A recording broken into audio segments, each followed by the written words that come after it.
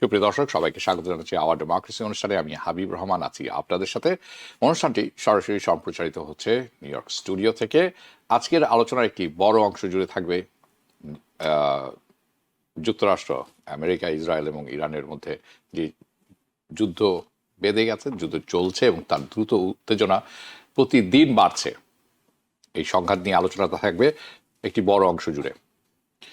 Epic Fury নামে যে সামরিক অভিযান শুরু করা হয়েছে, আমেরিকা যেটি করেছে ইসরায়েলকে সাথে নিয়ে, সেটি প্রেসিডেন্ট ডোনাল্ড ট্রাম্প একটি দ্রুত এবং নির্দিষ্ট লক্ষ্য ভিত্তিক অভিযান হিসাবে উপস্থাপনা করেছিলেন সবার সামনে, সবার কাছে, স্পেশালি আমেরিকানদের কাছে।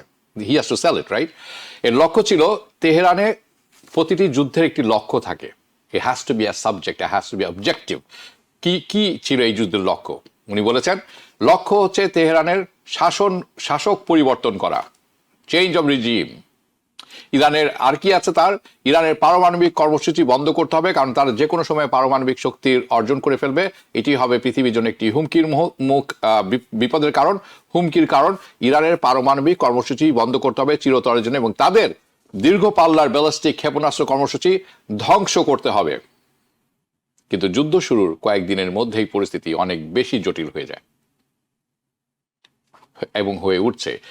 ইরান মধ্যপ্রাচ্যের বিভিন্ন অঞ্চলে যুক্তরাষ্ট্র, আমেরিকার বিভিন্ন গুরুত্বপূর্ণ রাডার স্থাপনাগুলোর উপর ব্যাপক ক্ষেপণাস্ত্র এবং ড্রোন হামলা চালিয়েছে। এই স্থাপনাগুলোর মধ্যে রয়েছে উন্নত মানের AN Type 2 রেডার ব্যবস্থা, যেগুলোকে বলা হয় যুক্তরাষ্ট্রের THAAD মিসাইল প্রতিরক্ষা, দ্য আই হিসাবে কাজ করে আমেরিকার জন্য। দ্য স্যাটেলাইট ছবিতে আমরা দেখেছি জর্ডান, কাতার, সংযুক্ত আরব আমিরাত, সৌদি আরব, বাহরাইন এবং কুয়েতে অবস্থিত এসব স্থাপনার বেশ কিছু অংশ ক্ষতিগ্রস্ত হয়েছে ভালোভাবে। একই সঙ্গে ইরান তুলনামূলকভাবে কম খরচে ড্রোন এবং ক্ষেপণাস্ত্রের যে বড় আকারের ব্যবহার শুরু করেছে। এতে আমেরিকার সামনে একটি নতুন চ্যালেঞ্জ তৈরি হয়ে গেছে, কারণ আমেরিকার THAAD এবং পেট্রিয়ট ইন্টারসেপ্টর ক্ষেপণাস্ত্র মজুদ দ্রুতই শেষ হয়ে যাওয়ার একটি বড় ঝুঁকিতে পড়েছেন তারা। এই পরিস্থিতিতে উপসাগরীয় অঞ্চলে কৌশলগত ভারসাম্য কিছুটা হলেও বদলেছে বা বদলে দিতে পারে ভবিষ্যতের জন্য এই পরিসংখ্যানটি। এদিকে ইরান যুক্তরাষ্ট্রের সঙ্গে কোনো আলোচনার বসবে না বলে জানিয়েছে। তারা কোনো আলোচনা প্রত্যাখ্যান করেছে, যে কোনো আলোচনা করেছে, এবং বলছে তারা তাদের জনগণ এবং ভূখণ্ড রক্ষার জন্য যুদ্ধ চালিয়ে যাবে। বিশ্বজুড়ে বাড়ছে উদ্বেগ বাড়ছে। স্ট্রেইট অফ হরমুজ বন্ধ হয়ে যাওয়ার বৈশ্বিক জ্বালানি বাজারে পড়েছে ব্যাপক প্রভাব। তেলের দাম ব্যারেল প্রতি বেড়েছে পৌঁছে গেছে $100, যা আমেরিকা সহ বিশ্বের অর্থনীতির উপর একটি নতুন চাপ সৃষ্টি করবে। এটি একটি অর্থনৈতিক হুমকি। অনেকে মনে করছেন এই রিসেশন ইজ কামিং। বিশ্লেষকদের মতে এই যুদ্ধের মাত্র 6 দিনেই খরচ হয়েছে $11 বিলিয়ন বেশি। এদিকে মধ্যপ্রাচ্যের অনেক মিত্র দেশ সরাসরি যুদ্ধ অংশ নিতে অনিচ্ছা দেখাচ্ছেন। কেন? তার কয়েকটি, আমি যখন কথা বলছি আমি বলবো আমার প্রডিউসারকে একটু দেখাতে বিভিন্ন কারণ কি, যেটি আপনারা দেখছেন ডোনাল্ড ট্রাম্প খরচ করছেন $50 বিলিয়ন লোন করছেন প্রতি সপ্তাহে গত 5 মাস ধরে। এদিকে মধ্যপ্রাচ্যের অনেক মিত্র দেশ সরাসরি যুদ্ধে অংশ নিতে অনিচ্ছা দেখাচ্ছেন। কেন? সেটি আপনারা দেখতে পাচ্ছেন অন স্ক্রিন। এটি নিয়ে আমরা ব্যাপক আলোচনা করব। উপসাগরীয় অঞ্চলে কিছু প্রভাবশালী ব্যক্তির নেতা প্রকাশ্যে ওয়াশিংটনের এই সিদ্ধান্তের সমালোচনা করেছেন। দ্যাটস ফ্রম কাতার, যেটি আপনারা অন স্ক্রিনে দেখছেন। তাহলে এই প্রশ্ন হলো, এই যুদ্ধ কোথায় গিয়ে থামবে? মধ্যপ্রাচ্যে বৈশ্বিক অর্থনীতি এবং যুক্তরাষ্ট্রের পররাষ্ট্র ভবিষ্যতের জন্যই বা কি অর্থ আছে, কি বার্তা বহন করছে, এই নিয়ে আলোচনা করব। চলুন তাহলে শুরু করি। আমাদের সাথে আছেন লেখক, গবেষক, সাংবাদিক হাসান ফেরদৌস, স্বাগত জানাচ্ছি আপনাকে। আমাদের সাথে আরো আছেন হাসান রেজা চৌধুরী, স্বাগত জানাচ্ছি, পলিটিক্যাল অ্যানালিস্ট। আপনাকে স্বাগত জানাচ্ছি। অনেকদিন পর পুনরায় আপনার সাথে কথা হচ্ছে। আমি দুঃখিত, রেজা চৌধুরী, দুঃখিত। আমাদের অনুষ্ঠানের আরেকটি ব্যাপারে আলোচনা আমি রাখবো, সেটা হচ্ছে বাংলাদেশের অংশ। সেটি আমরা বাংলাদেশে একটি প্রক্রিয়া শুরু হয়েছে, গণতান্ত্রিক প্রক্রিয়া, সেটি আমাদের আলোচনা থাকবে। হাসান ফেরদৌস, আপনার কাছ থেকে শুরু করি। ইরানের যে এখন যে অবস্থা, যে প্রতিক্রিয়ার সম্পর্কে ট্রাম্প প্রশাসনের বড় ধরনের ভুল করেছিলেন বলে মনে, দে মিসক্যালকুলেটেড দ্য হোল থিং, এটি অনেকে বলছেন এবং এটি প্রতীয়মান হচ্ছে। এটি যদি আপনি আমাদেরকে একটু বুঝিয়ে বলেন। হ্যাঁ, এর মধ্যে উপসাগরীয় অঞ্চল যে আমেরিকার যে রাডার স্থাপনাগুলো আছে এর উপরে ইরানের হামলা হয়েছে এবং কতখানি গুরুত্বপূর্ণ বলে সেটি আপনি মনে করেন? এটি আমেরিকার যে ক্ষেপণাস্ত্র প্রতিরক্ষা ব্যবস্থাকে, যেটিকে আয়রন ডোম বলা হয়, যেটি দুর্ভেদ্য, সেটিকে এখন মনে হচ্ছে সেরকম দুর্ভেদ্য নয়, এটিও টেকনিক্যালি ডিফিট করা সম্ভব। শুনবো আপনার কাছে। ধন্যবাদ হাবিব ভাই। মাহমুদ রেজা চৌধুরী, আপনাকে ধন্যবাদ, থেকে ভালো লাগছে। হাবিব ভাই, আপনি ঠিক বলেছেন। এই যুদ্ধের আগে ভাবা হয়েছিল, আমাদের প্রেসিডেন্ট ভেবেছিলেন যে যেভাবে তিনি ভেনেজুয়েলায় ক্ষমতার হাত বদল করেছেন, ঠিক সেই প্রক্রিয়ায় ইরানেও তিনি ক্ষমতার হাত বদল করাতে পারবেন। ঠিক তিনি কি চান এটা তিনি স্পষ্ট করে আমাদেরকে বলেননি। তিনি, আমরা দেখেছি গত যুদ্ধ শুরুর আগে পরে তিনি 1 ডজনের মতো ভিন্ন ভিন্ন লক্ষ্য আমাদেরকে দিয়েছেন। কখনো তিনি বলছেন ইরানের পারমাণবিক অস্ত্র ভান্ডার নিঃশেষ করতে হবে, যা তিনি 6 মাস আগে বলেছিলেন নিঃশেষ হয়ে গেছে। পরে তিনি বলছেন দেশের জনগণকে বলছেন তোমরা জাগো, তোমার পাশে আমরা আছি। পরে তিনি বললেন যে ইরানের সরকার বদল করতে হবে এবং আমি ঠিক করব নতুন কোন সরকার আসবে, ইত্যাদি নানা রকম কারণ তিনি আমাদের বলেছেন কি তারা চান। তবে আমরা দেখেছি যে আমাদের পররাষ্ট্রমন্ত্রী পিট হেগসেট, পররাষ্ট্রমন্ত্রী মানে মার্কো রুবিও, তিনি কংগ্রেশনাল লিডারের সঙ্গে কথা বলতে 3টি লক্ষ্যে কথা বলেছিলেন। এটি আমরা দেখেছি। প্রথম, লিখিতভাবে আমরা দেখলাম যে অবজেক্টিভ গুলি কি। এক, তিনি বলছেন ইরানের মিসাইল লঞ্চ করবার ক্ষমতা ডিস্ট্রয় করা, 1। 2 নম্বর, ইরানের মিসাইল ফ্যাক্টরিগুলি ধ্বংস করা, লঞ্চের ধ্বংস করা, ফ্যাক্টরি ধ্বংস করা। আর 3, ডিস্ট্রয় দ্য নেভি। এই 3টি উদ্দেশ্য কিন্তু মোটামুটি শেষ হয়ে গেছে। মোটামুটি কেন, এই 3টি প্রেসিডেন্ট ট্রাম্প নিজে বলেছেন 4 দিন আগে ফ্লোরিডাতে, আমাদের লক্ষ্যমাত্রা আমরা অর্জন করেছি। কিন্তু লক্ষ্য যদি করেই থাকি তাহলে এখনো যুদ্ধ করছি কেন আমরা? এই উত্তর আমি জানি না। আমার ধারণা যে প্রেসিডেন্ট ট্রাম্প যত সহজে যুদ্ধ হবে ভেবেছিলেন তা হচ্ছে না দেখে বিপদে পড়ে গেছেন। একটা প্রধান কারণ, এই যুদ্ধে কিন্তু ইরান জিতছে না, এটা মাথায় রাখবেন। ইরানের পক্ষ সমর্পণ নয়, মার্কিন যুক্তরাষ্ট্র এবং ইসরায়েলের সম্মিলিত সামরিক শক্তির মুখে ইরানের পক্ষে জেতা কোনো প্রশ্নই ওঠে না। কিন্তু ইরান বিকল্প পথ বেছে নিয়েছে। ইরান করছে কি, এই পেইনটাকে, ক্ষতিটাকে স্প্রেড করছে। আমি সাফার কেন করব, তুমিও সাফার করো বলে পুরো মধ্যপ্রাচ্য জুড়ে যুদ্ধটাকে স্প্রেড করে দিচ্ছে। লক্ষ্যটা কি, কারণটা কি? এই মধ্যপ্রাচ্যের দেশগুলি সবাই হচ্ছে মার্কিন যুক্তরাষ্ট্রের মিত্র। সব দেশেই দেখবেন কম বেশি আমেরিকান সোলজার আছে, আমেরিকান বেজ আছে। এই আপনি একটু আগে বললেন যে রেডারগুলি ক্ষতিগ্রস্ত হয়েছে, এইখানে অবস্থিত রেডারগুলি ক্ষতিগ্রস্ত হয়েছে, যার ফলে আমেরিকার যুদ্ধ করার ক্ষমতা বা দেখবার ক্ষমতা কোথায় কি আছে অনেকটা কমে এসছে বলে ভাবা হচ্ছে। আমরা জানি না, কোন কনফার্মেশন নেই, এটাকে বলে ফগ অফ ওয়ার, যুদ্ধের কুজ্ঝটিকা। কোনটা সত্যি কোনটা মিথ্যা বলার কোনো উপায় নেই। তবে স্পষ্টতই বুঝতে পারছি আমরা যে যা ভেবেছিল আমেরিকা এবং ইসরায়েল যত সহজে এই সরকারকে পতন ঘটানো যাবে, যুদ্ধ শেষ করা যাবে, তা ঘটছে না। উল্টো ইরানের অনুসৃত কৌশলের ফলে আমরা দেখতে পাচ্ছি যে আমরাও ক্ষতিগ্রস্ত হচ্ছি। আপনি যে শুরুতে দেখালেন, ছবি দেখালেন, তার মধ্যে একজন হচ্ছেন গিয়ে আরব আমিরাতের খুব নাম করা ব্যবসায়ী, তার নাম হচ্ছে গিয়ে খালাফ আহমেদ আল হাফতুর। খুব বড় ব্যবসায়ী তিনি, ইউএইর 3-4 বিলিয়ন ডলারের তিনি মালিক। তিনি একটি খোলা চিঠি লিখেছেন ডোনাল্ড ট্রাম্প সাহেবকে, আপনি দেখাচ্ছেন স্ক্রিনে। তার এক্স হ্যান্ডেলে তিনি লিখেছেন, তিনি বলছেন যে ভাই ট্রাম্প, তোমাকে অথরিটি কে দিল? তুমি যুদ্ধ করতে, তোমার পারমিশন কে দিয়েছে যুদ্ধ করবার জন্য? তুমি যে আমার পুরো অঞ্চলটাকে যুদ্ধক্ষেত্রে বানিয়ে ফেললে, who gave you the permission? এ কথা বলার কারণটা কি? কারণ হচ্ছে মধ্যপ্রাচ্যের এই দেশগুলির একটাই তো রিসোর্স, তা হচ্ছে গ্যাস এবং তেল।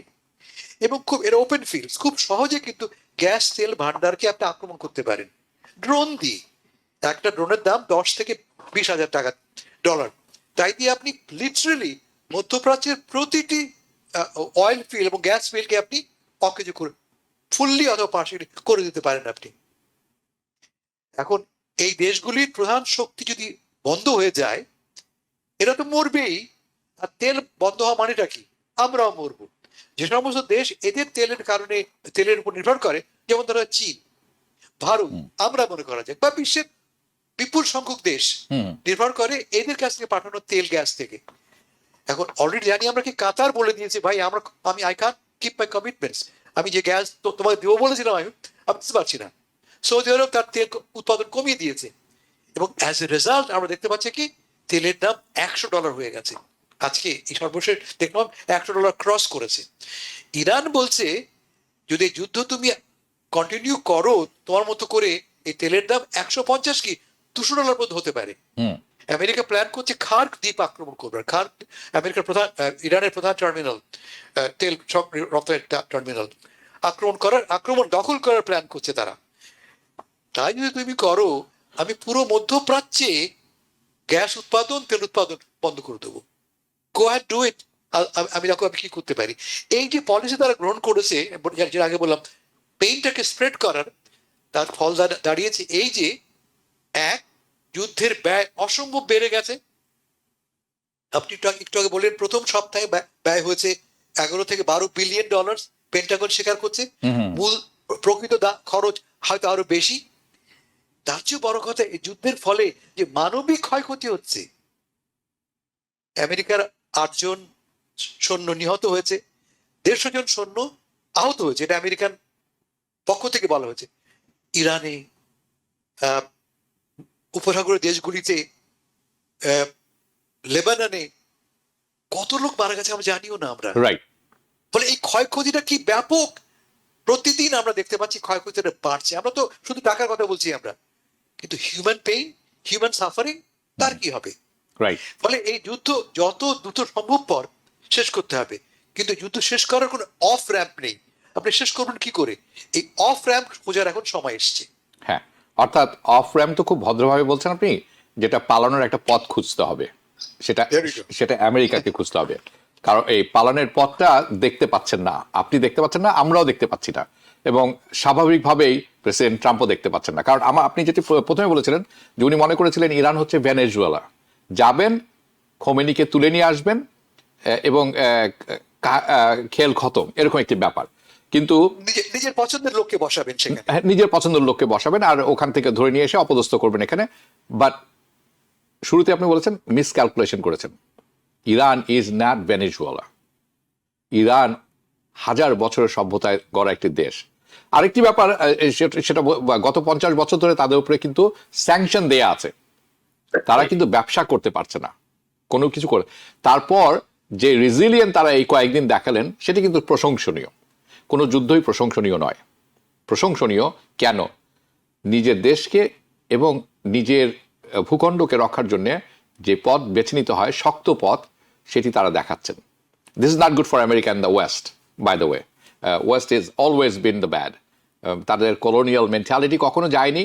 তারা ভদ্রলোকের মুখোশ পরে হাসি মুখে ছুরি মেরে দেন সবাইকে, স্পেশালি গ্লোবাল সাউথের যদি হয়ে থাকেন, নন হোয়াইট হয়ে থাকেন। And this is what they been doing it for last 300-400 years, especially for last 200 years, মানে ব্রুটালি। আমি আসবো সেই ব্যাপারে। মাহমুদ রেজা চৌধুরী, আপনার কাছে যাচ্ছি। এই যে ইরান যে এখন একটি উপায় বেছে নিয়েছে, শাহেদ ড্রোন মারছেন, যেটাই আমরা শুনছিলাম যে $10,000-50,000 খরচ হয়, বেশি নয়। ওদিকে এটি নামিয়ে নিয়ে আসার জন্যে, অর্থাৎ তাদেরকে রক্ষা করে, নিজেদেরকে রক্ষা করার জন্য ইসরায়েল এবং আমেরিকা এই যে ড্রোন, এই ক্ষেপণাস্ত্রের ব্যাপক ব্যবহার চালাচ্ছে ইরান। অন্যদিকে তারা পেট্রিয়ট এবং সাদ মিসাইল ছুটছেন, যেটির $1 মিলিয়ন থেকে $3 মিলিয়ন, এমনকি $10 মিলিয়ন খরচ হতে পারে। কারণ একটি শাহেদ নামাতে 2-3টি ইন্টারসেপ্টর মানে ছুটতে হয়, এটি একটি ব্যাপার। কিন্তু একটি শাহেদ যখন মানে পাঠানো হয় অত্যন্ত $10,000, $20,000, ওর কিন্তু লক্ষ্য আসলে অর্জন হয়ে গেছে যেই মুহূর্তে ও আকাশে উড়ে গেল। কারণ ওকে নামাতে হলে কিন্তু $1 মিলিয়ন একটি থার্ড অথবা পেট্রিয়েট লাগবে, রাইট? কিন্তু আমরা দেখছি এটির মজুদও শেষ হয়ে আসছে বলে আমেরিকা এবং ইসরায়েল উদ্বিগ্ন খুব ভালোভাবে। এটি কতখানি প্রভাব ফেলবে এই ডিএসকেলেশনের ব্যাপারে? এই গত ইতিপূর্বে যে যুদ্ধটি হয়েছিল, সেখানে কিন্তু 12 দিনের মধ্যে ইসরায়েল বুঝতে পেরেছিল যে এই যে ব্যালিস্টিক মিসাইলের যে হামলা হচ্ছে তা ইসরায়েলে, যদিও আমরা খুব কমই জেনেছি, এমনভাবে ব্ল্যাক আউট করে রাখা হয়েছিল ইনফরমেশন, এখনো ব্ল্যাক আউট করা হচ্ছে, প্রচুর পরিমাণ ড্রোন, শাহেদ এবং আপনার ক্ষেপণাস্ত্র এখনো পড়ছে ইসরায়েলে, বাট কমপ্লিট সেন্সরশিপের কারণে আমরা জানতে পারছি না কিছুই। কিন্তু এটি কত বড় ঝুঁকিতে ফেলছে ইসরায়েলকে এবং অন্যান্য ঘাঁটি যে আছে আমেরিকার সেখানে। এবং আরেকটি প্রশ্ন আমি আপনাকে দিব, যে কেন অধিকাংশ আরব দেশ, যেটা আমেরিকা মনে করছিল, ইসরায়েল মনে করছিল যে এই যে আমেরিকা ইসরায়েল যখন আক্রমণ করবে ইরানের উপর, তাহলে যে আরব মিত্র দেশগুলি আছে আমেরিকার সাথে, তারাও ইরানের বিরুদ্ধে যুদ্ধে অংশ নিয়ে নিবে, কিন্তু তারা কিন্তু যুদ্ধে অংশ নেয়নি। কেন? বাই দ্য ওয়ে, আমি আপনাকে এটি যখন দেখাবো, কাতারের সাবেক প্রাইম মিনিস্টার কি বলেছেন সেটি একটু আমি অনস্ক্রিনে দেখাতে চাই আপনাকে। This is very interesting. আমরা কি দেখতে পারি কাতারের একটি অনস্ক্রিনে, যেটি আমরা দেখছি অনস্ক্রিনে, সেটি হচ্ছে ফর্মার প্রাইম মিনিস্টার অফ কাতার, সাবেক হামাদ বিন জাসিম। উনি বলছেন যে আমরা যেই মুহূর্তে ডিক্লেয়ার করব ইরানের উপর যুদ্ধ, সেই মুহূর্তে আমেরিকা দুপক্ষকে, ইরানের কাছে এবং আমাদের কাছে, দুপক্ষের কাছে অস্ত্র বিক্রি করবে এবং আমরা দুপক্ষই পরাজিত হব এবং দুজনেই শেষ হয়ে যাবে। এবং এটা একটি কি করবে, এটি আরেকটি জিনিস করবে, ইসরায়েলের যে গ্রেটার প্রজেক্ট আছে, গ্রেটার ইসরায়েল প্রজেক্ট, সেটিতে বাস্তবায়নে খুব সহযোগিতা করবে। এখন শুভ আপনার কাছে বলুন। ধন্যবাদ হাবিব ভাই আপনাকে। তার আগে হাসান ভাইকে সালাম, শুভেচ্ছা। আমার একজন প্রিয় মানুষ, যার কাছ থেকে আমি অনেক আলোচনায় সমৃদ্ধ হই। আমাদের কিছু কিছু আদর্শিক বৈপরীত্য থাকলেও এটা একটা ভালো জিনিস, কারণ বিপরীতকে না জানলে তো নিজের ব্যাপারটা কতটা স্পষ্ট বোঝা কঠিন হয়। আপনার প্রশ্নের বিষয়ে আলোচনা করতে গেলে আসলে এই নির্দিষ্ট সময়ের ফ্রেমের মধ্যে এটাকে ঠিক মতো বিশ্লেষণ করা খুব কঠিন।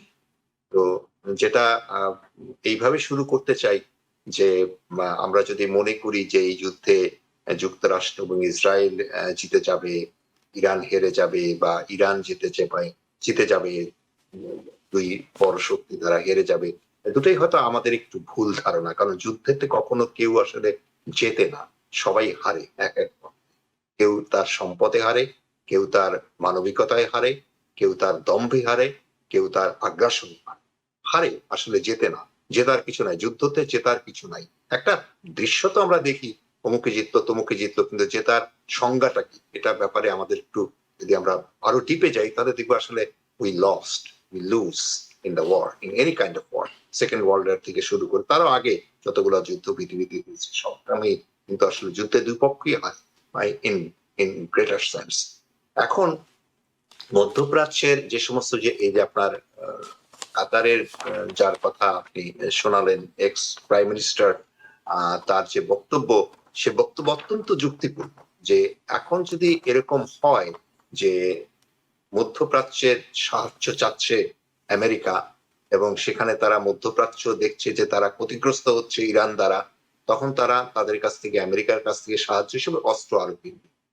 এবং যখন আমেরিকা অস্ত্র কিনবে, তখন হবে কি, এই মধ্যপ্রাচ্য আবার আক্রমণ করবে গিয়ে ইরানের উপর, অথবা ডিফেন্ড করার চেষ্টা করবে ইরানের আক্রমণগুলোকে। তখন কিন্তু আবার মধ্যপ্রাচ্যের যুদ্ধটা কিন্তু আরো ঘনীভূত হবে। এর ফলে দেখা যেতে পারে যে আপনার শত্রু কিন্তু আপনার, মানে আমার শত্রু কিন্তু আপনার বন্ধু হয়ে গেলে, তখন আপনি কিন্তু আমার বন্ধু থাকেন না।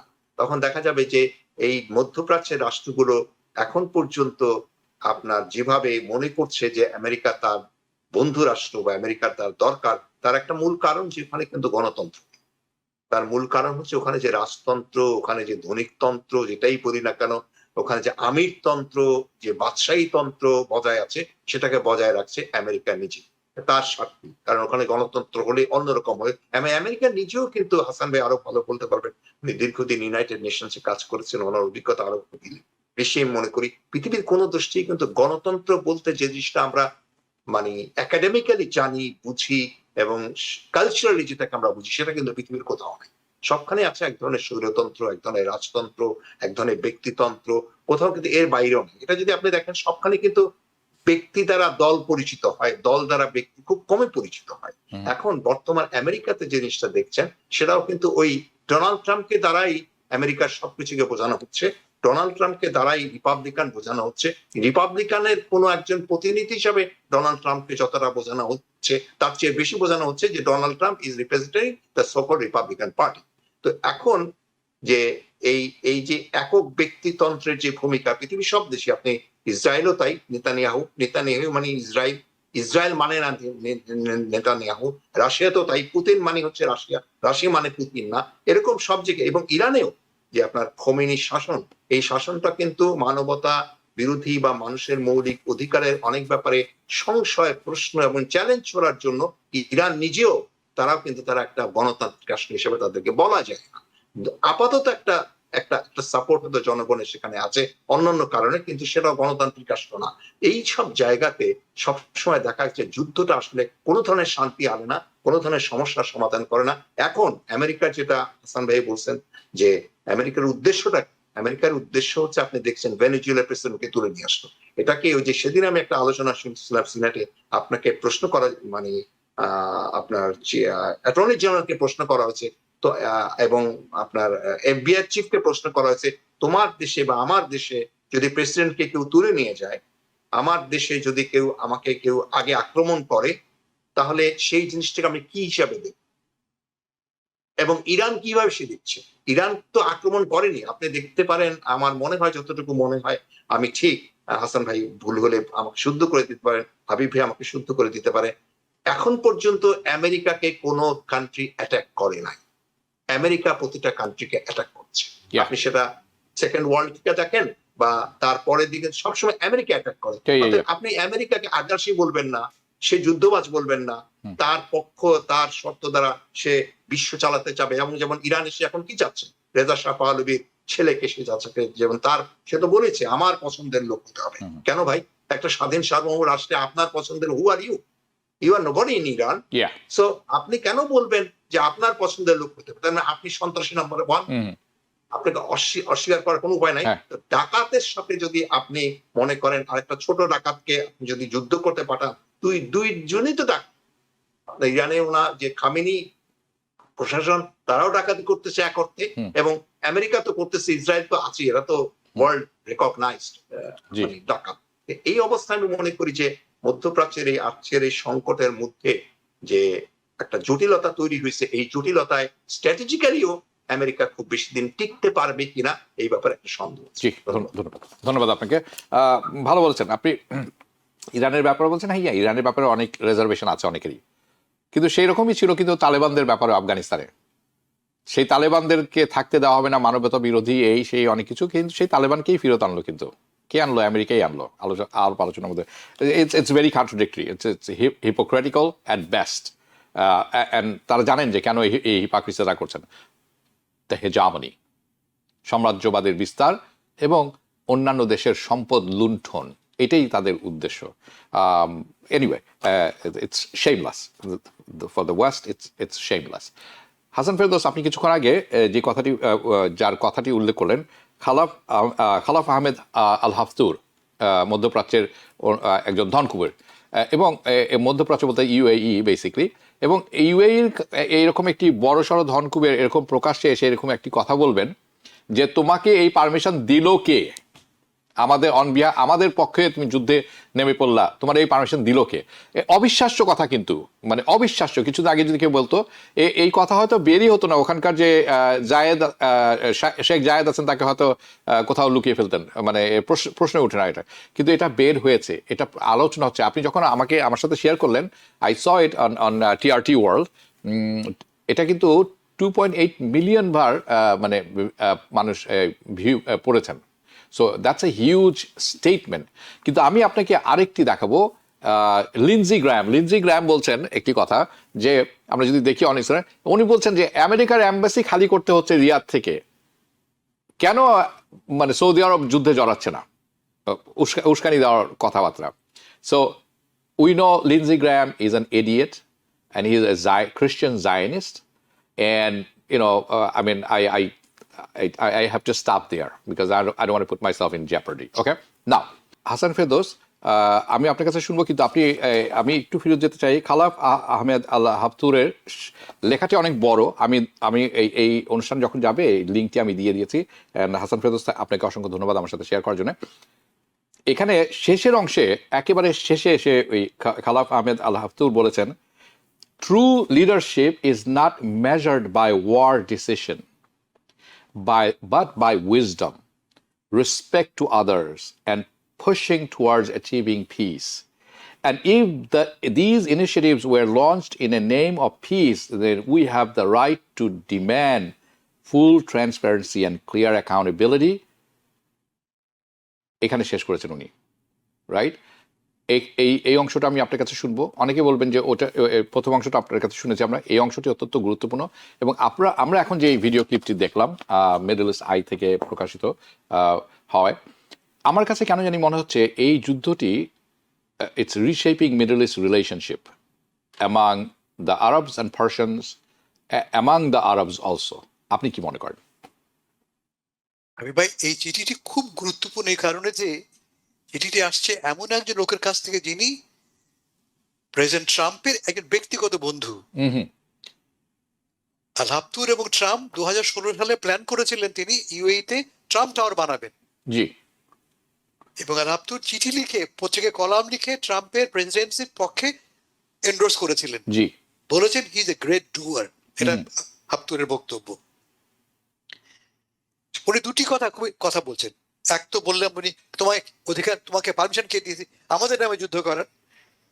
এরপরে তিনি বলছেন যে যুদ্ধে যাবার সিদ্ধান্ত নেবার আগে কি আপনি এর মারাত্মক ক্ষয়ক্ষতির হিসাব মাথায় রেখেছিলেন?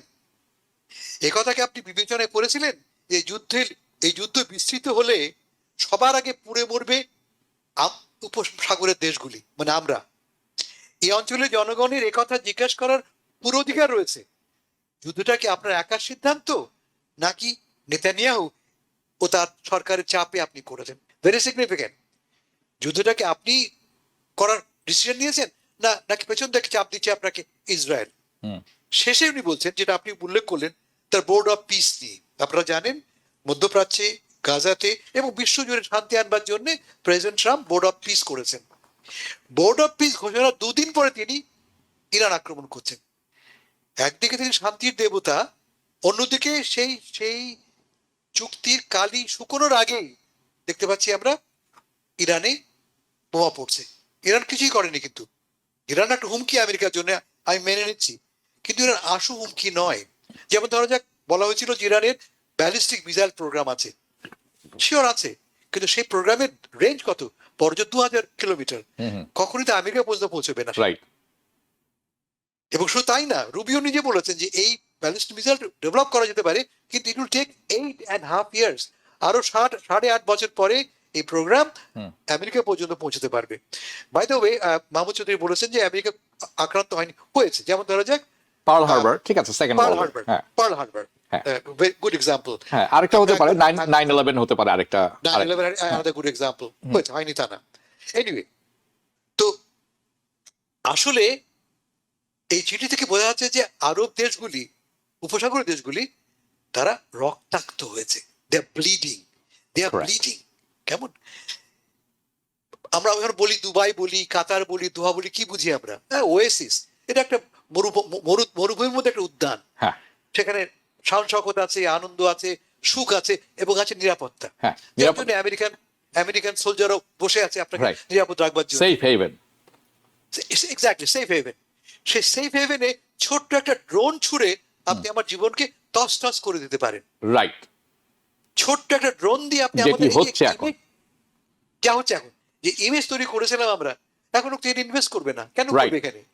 বলে পুরো উপসাগরের দেশগুলির stake so high that if they can't stop the war right now or as soon as possible, it will be catastrophic. আরেকটা বলি আপনাকে, পানি। আরব দেশগুলি অলমোস্ট এন্টায়ারলি ডিপেন্ড করে পানি অন সমুদ্র থেকে আনা, ডিস্যালিনাইজ করা, লবণাক্ত দূর করার প্রক্রিয়া আছে। খুব সহজে এই পানি ফ্যাক্টরিগুলি কিন্তু আপনি আক্রমণ করতে পারেন। সৌদি আরবে 60% পানি আসে সমুদ্র থেকে, ফ্রম ডিস্যালিনাইজ প্ল্যান্ট। ইরান বলেছে তুমি যদি চাও আমি কিন্তু এটা করতে পারি, আপনারা দেখেছি জাতিসংঘে প্রস্তাব উঠেছে, আরবদের দাবিতে প্রস্তাব উঠেছে এবং 140টি দেশ সমর্থন করেছে। তার দুদিন পরে কাতারের পররাষ্ট্রমন্ত্রী ইন্টারভিউ দিচ্ছেন, বলছে যে আমরা ইরানের সঙ্গে যুদ্ধ চাই না, ইরান আমাদের ভাই বন্ধু।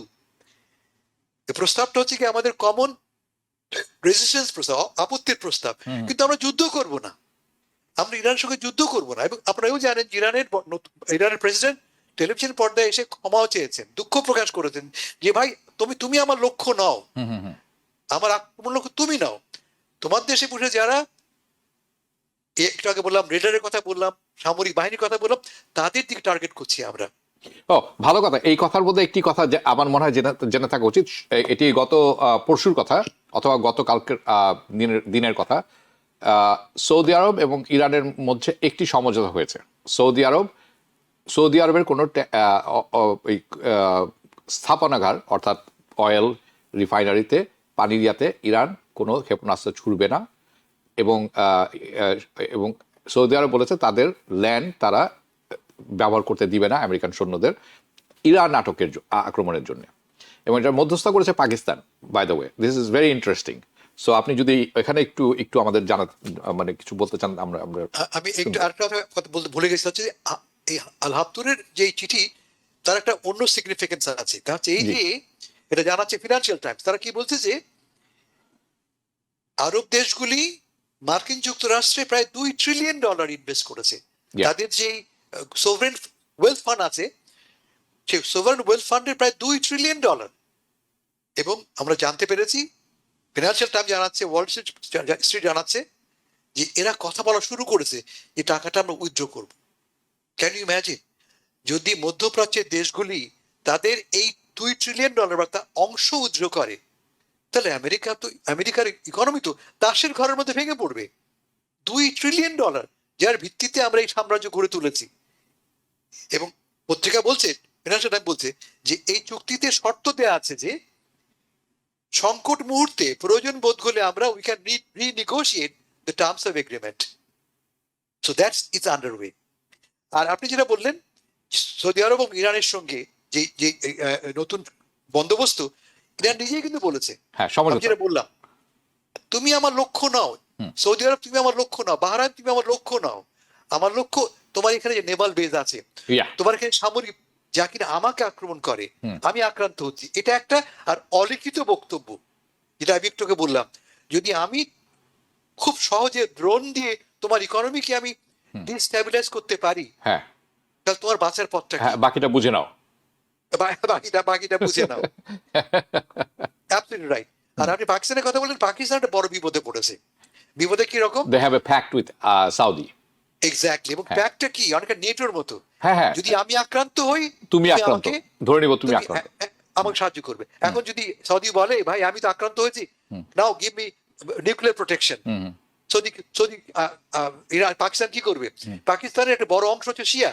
আপনারা জানেন যুদ্ধ শুরুর পরে প্রায় 100 লোক মারা গেছে যুদ্ধের বিরোধিতা করে।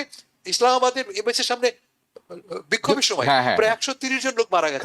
ফলে এই সরকার ভেঙে পড়বে যদি পাকিস্তান সামান্য পথ মানে পা হিচড়ে পড়ে এবং ইরানের বিরুদ্ধে অবস্থান গ্রহণ করে, the country will become destabilized. Right, and that's why they had to do something. So তারা এই মধ্যস্থতা করতে বাধ্য হয়েছেন, এবং আমার মনে হয় খুব ভালো হয়েছে, এটা হয়ে ভালো হয়েছে। বাই দ্য ওয়ে, অ্যাবসলিউটলি ভালো হয়েছে। এবং বাই দ্য ওয়ে, পাকিস্তানে শুধু নয়, ইন্ডিয়াতেও কিন্তু লাখো শিয়া নেমেছিল রাস্তায় যেদিন খোমেনি মারা গেছে। আমরা এটি দেখিনি, কিন্তু আমি অনেকের কাছ থেকে পেয়েছি, আমি পরবর্তীতে আপনাদের কাছে তুলে ধরবো। ইন্ডিয়াতে অনেক শিয়া আছে, তারা হলো ইসমাইলি গোত্রের শিয়া। এটি আরেকটা subsection. This was really I opening to me. So এটার প্রভাব উপমহাদেশে পড়বে, কারণ উপমহাদেশে প্রচুর পরিমাণ শিয়া আছেন, এবং বাংলাদেশেও অনেক শিয়া আছেন, আপনারা হয়তো জানেন সেটি। তো এনিওয়ে, আমি এই কথা থেকে একটু সরে আসতে চাই। This is interesting dynamics right now it's playing. America যেটি আশা করেছিল, ইসরায়েল যেটি আশা করেছিল, সেটি একেবারে সেরকম ভাবে হচ্ছে না। America is gonna be biggest loser আমি মনে করি, and Israel is gonna be winner, কারণ দে আর উইনিং। তাদের যে মানে স্বপ্নটি আছে সেটি তারা বাস্তবায়নের পথে বেশ আগে এগিয়ে যাবে বলে আমি মনে করি। আমি অ্যাড করি, আসলে ইসরায়েলও নয়, আমেরিকা নয়, এই যুদ্ধের একমাত্র উইনার হচ্ছে যারা অস্ত্র বানায়। Oh, যারা yeah, বড় yeah, বড় yeah, যারা absolutely. একমাত্র তারাই Absolutely. আমরা কি উইনার নই কিন্তু না না, ওরাই নো, একমাত্র there is winner। No winner. এই যে আমাদের এই মাহমুদ রেজা চৌধুরী কিছুক্ষণ আগে বললেন যে যুদ্ধকে কেউ কেউ কোনো পক্ষে জয়ী হয় না।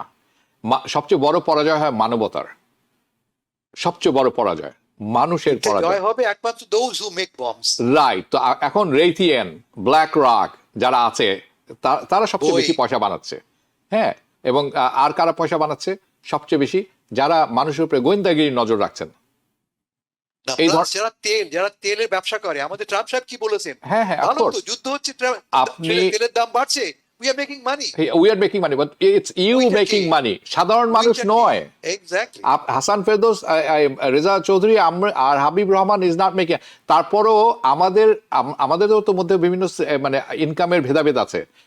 তো তারা তো আর এটির কিছুই দেখবেন না। It's call K shake economy. মানে ধনীরা অনেক ধনী হয়ে থাকেন এবং দরিদ্ররা আর দরিদ্র থেকে দরিদ্রতর হতে থাকেন। এনিওয়ে, আমি আসবো সেই বিষয়ে। রেজা চৌধুরী, আমি যাচ্ছি আপনার কাছে। স্ট্রেট অফ হরমুজ বন্ধ হয়ে গেছে। বন্ধ মানে এক পক্ষ দাবি করছেন বন্ধ, এক পক্ষ বলছেন না, এবং বেশ কিছু জটিলতা তৈরি হয়েছে। এবং বিশ্ব বাজারে যে 20% তেল রপ্তানি হয় এখান থেকে হয়, এটার অর্থনীতি ইতিমধ্যে প্রভাব অর্থনীতিতে পড়তে শুরু করেছে। আমরা দেখছি আমেরিকাতে তেলের ব্যারেল $100 ছাড়িয়ে গেছে, $115 হয়ে গেছিল, নেমে এসেছিল 90-তে, এখন আবার $100 কাছাকাছি আছে। বিশ্ব অর্থনীতিটি কেমন মন্দার দিকে এটি ঠেলে দিতে পারে?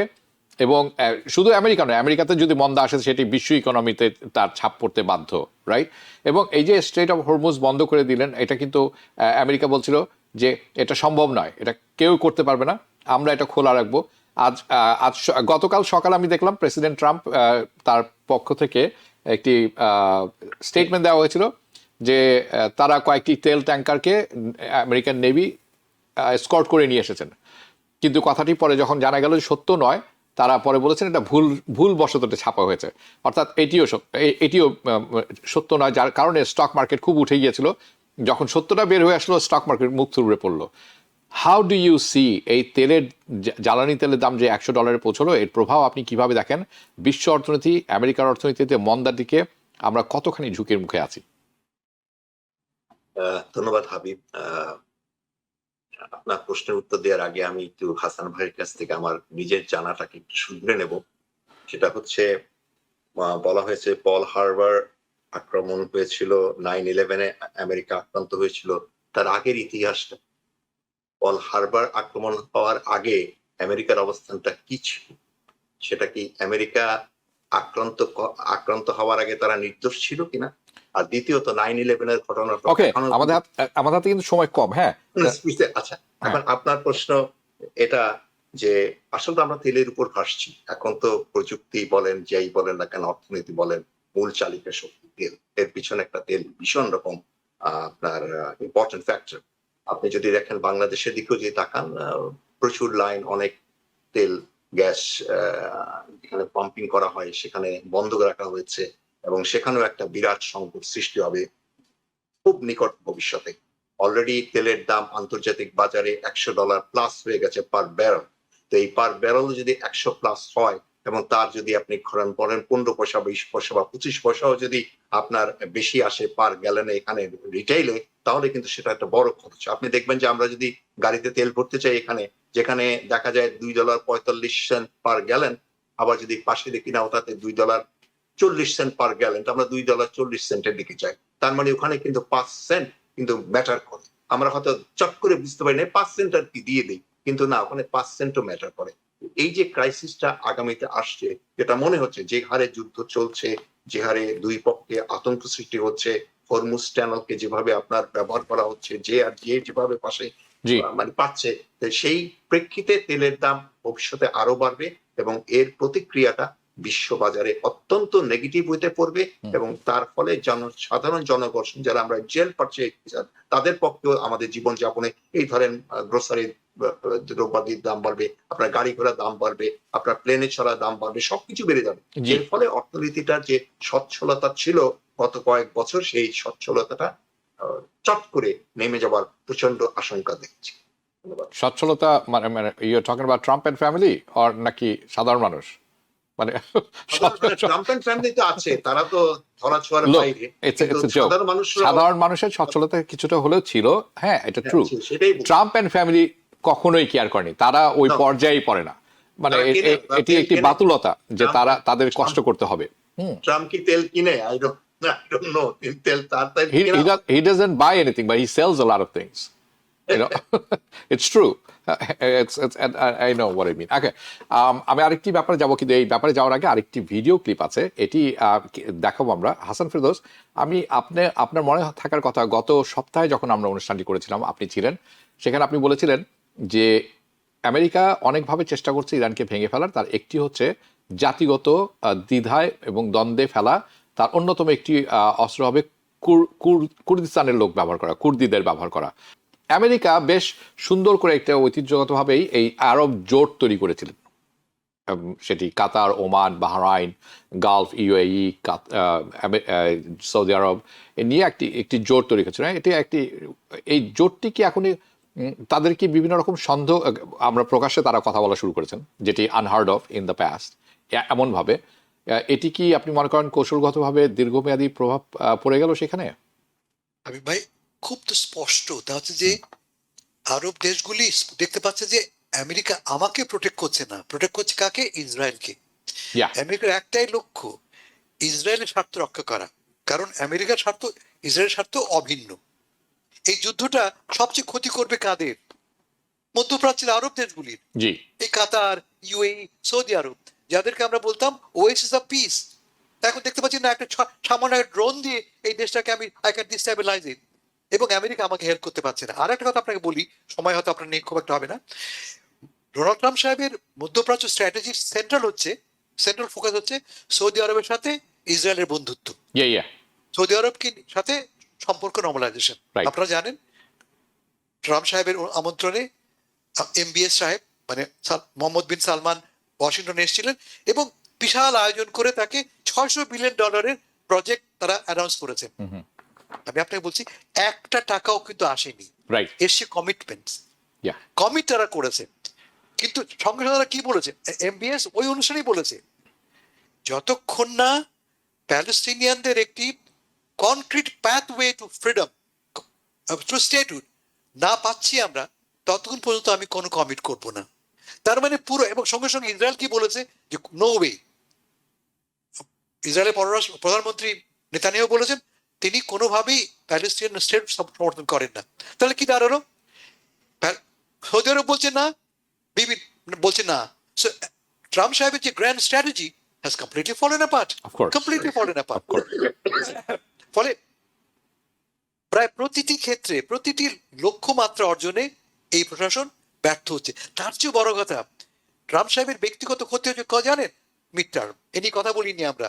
এই যে মাহমুদ চৌধুরী খুব স্পষ্ট করে বললো যে আমাদের প্রত্যেকের ক্ষতি হচ্ছে। সবচেয়ে ক্ষতি হচ্ছে কাদের? ওই যে কে আপনি বলে কে সেভ ইকোনমি, নিম্ন বাহুর মানুষেরা, যারা কম আয়, জি, এরা তো ভোট দেবে 7 মাস পরই ভোট, এবং প্রত্যেকে আমরা মনে করবো যে কার জন্য আমার পকেটের এই অবস্থা। খুব স্পষ্ট করে বলছি আপনাকে আমি, যদি এই অবস্থা দ্রুত পরিবর্তন না হয়, যদি অর্থনীতি না উঠে দাঁড়াতে পারে, মধ্যবর্তী নির্বাচনে ডোনাল্ড ট্রাম্প সাহেব বড় রকমের মার খাবেন। আপনি সঠিক কথাই বলেছেন। মানে এই যুদ্ধ বাধার একটি অন্যতম কারণ অনেকেই মনে করেন, আমিও মনে করি, সবার দৃষ্টি অ্যাবস্টেইন ফাইল থেকে সরিয়ে নেওয়া এটি একটি অন্যতম কারণ। কারণ এমন একটি অবস্থান তৈরি হয়েছিল যেখানে ট্রাম্প সাহেব খুব বিপদে পড়ে গিয়েছিলেন, খুবই বিপদে, মানে প্রেসিডেন্টই গেল অবস্থায়, কিছু বলছেন হাবিব ভাই 13টা যুদ্ধ শুরুর আগের দিন এনপিআর রিপোর্ট করেছে, একটি 13 বছরের মেয়ে অভিযোগ করেছে লিখিতভাবে যে ডোনাল্ড ট্রাম্প এবং এপস্টাইনের সঙ্গে তার শারীরিক সম্পর্ক হয়েছে। 13 years old. Okay. 13 বছরের একটি মেয়ে, এবং তাদের রিপোর্টটি এফবিআই ভ্যানিশ করে দিয়েছে। And these people comes to lecture us, right? তো ট্রাম্প ওয়াজ সিরিয়াস ট্রাবল, এটি একটি অন্যতম ব্যাপার। সেকেন্ড হচ্ছে তার যতগুলো নীতি উনি গ্রহণ করেছেন এই ডোমেস্টিকলি ইন দ্য ইউএস, ইমিগ্রেশন, অর্থনীতি, সবকটি মুখ থুবড়ে পড়েছে। এবং এখান থেকে মানুষের, যেটি উনি সবসময় করে থাকেন, এটি মানুষের চোখ এখান থেকে সরানোর জন্য উনি সবসময় অন্য কিছু করেন। প্রথমে করলেন ভেনেজুয়েলা, আর এখন কি হলো? Iraq. But I don't think উনি এখান থেকে বেঁচে যাবেন। হাসান ফেরদৌস, মাহমুদ রেজা চৌধুরী, আপনাদের দুজন কাছ থেকে আমি বিদায় নিচ্ছি। দেখা হবে পরবর্তী অনুষ্ঠানে। আপনারা ভালো থাকবেন। ধন্যবাদ। ধন্যবাদ হাসান দর্শক, ভাই। আপনারা এতক্ষণ অনুষ্ঠানটি দেখছেন, আশা করি ভালো লেগেছে আমাদের আলোচনা। আমরা আলোচনায় একটি জিনিস পরিষ্কার, যুদ্ধ কখনোই যুদ্ধক্ষেত্রের মধ্যে সীমাবদ্ধ থাকে না। এর প্রভাব পড়ে অর্থনৈতিক, কূটনৈতিক, জ্বালানি বাজার এবং সবচেয়ে বেশি পড়ে প্রভাব সাধারণ মানুষের উপর। কারা মারা পড়ছে বা ইরানে সবচেয়ে বেশি। মধ্যপ্রাচ্যে এই যে সংকট আবারও মনে করে দিচ্ছে সামরিক সিদ্ধান্তের সবকিছু সমাধান হয় না, একটি বৈষয়িক প্রতিক্রিয়া পড়ে। আপনারা মনে রাখবেন, আমেরিকা কিন্তু অযথা কারণে যুদ্ধে জড়িয়ে যায়। আমরা যেটি দেখেছি কোরিয়ান ওয়ারে, আমরা যেটি দেখেছি ভিয়েতনাম ওয়ারে, আমরা যেটি দেখেছি ইরাক ওয়ারে, আমরা দেখেছি আফগানিস্তানে, প্রতিটি ক্ষেত্রে পরাজিত হয়ে পলায়ন করেন তারা। এখন দেখা যাক এখান থেকে তারা কিভাবে পিছু হটেন। কিন্তু অবস্থা দৃষ্টিতে মনে হচ্ছে যে ইরানের মানুষ যে যুদ্ধ করছেন সেটি ন্যায়সঙ্গত। এটি তাদের দেশকে বাঁচানোর, তাদের মানুষকে বাঁচানোর এবং ন্যায়সঙ্গত দাবি। আমার দেশ আমি কিভাবে পরিচালনা করব সেটি আমার জনগণ আমার উপর নির্ধারণ করে। বহির্শক্তি বলে দিবে না আমি কিভাবে কি করব। আজকের মতো এখান থেকে বিদায় নিচ্ছি। দেখা হবে পরবর্তী অনুষ্ঠানে। শুভরাত্রি। TBN 24 টেলিভিশন দেখতে আজই কল করুন 7187776556। লগ ইন করুন www.totalcablebd.com। নিউ ইয়র্ক থেকে সম্প্রচারিত TBN 24 টেলিভিশন বিশ্বজুড়ে বাঙালির কণ্ঠস্বর।